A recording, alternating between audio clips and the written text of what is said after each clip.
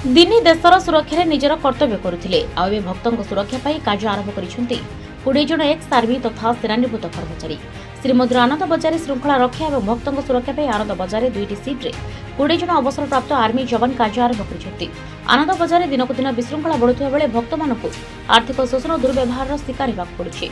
याकु भक्त महल तीव्र असंतोष प्रकाश पाइबा पर आनंद बजार श्रृंखला आने पदक्षेप नहीं श्रीमंदिर प्रशासन 20 जन अवसरप्राप्त आर्मी जवान को श्रीमंदिर आनंद बजार श्रृंखला दायित्व नियुक्ति दी जाइछि।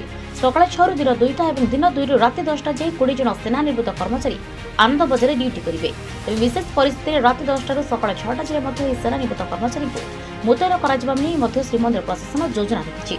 आनंद बजार श्रृंखला रक्षा अलस प्रकार सेवाचक चिन्हट भक्तों सुरक्षा और बासित महाप्रसाद किभଳି बिक्री न हेब तापर नजर रखिबे सेनानिवृत्त कर्मचारी।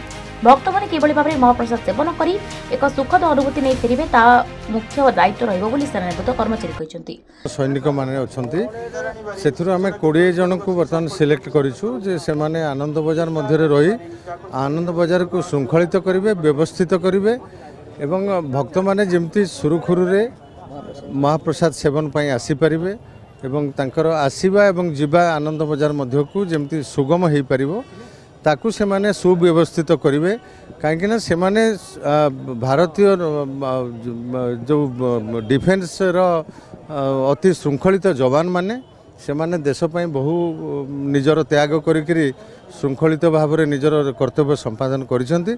तेणु आमर आशा रही एवं विश्वास रही जे से माने आनंद बजार मध्य भक्त मान को जो किसी छोट मोट असुविधा होची से सब को से माने दूर करि परिबे।